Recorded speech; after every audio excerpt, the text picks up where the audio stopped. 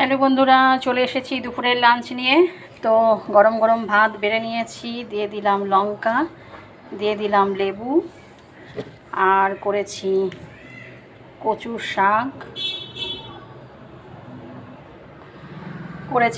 শাক, আছে তেল পটল, আছে ইঁচড়ের তরকারি,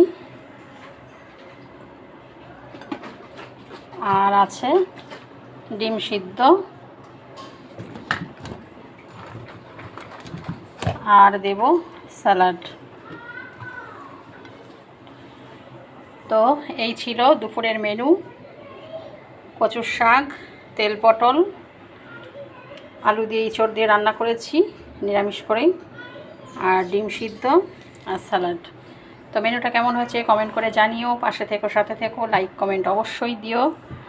আজকের মতো টাটা, বাই বাই। আবার নেক্সট ভিডিওতে দেখা হবে। সবাই ভালো থেকো, সুস্থ থেকো। টাটা।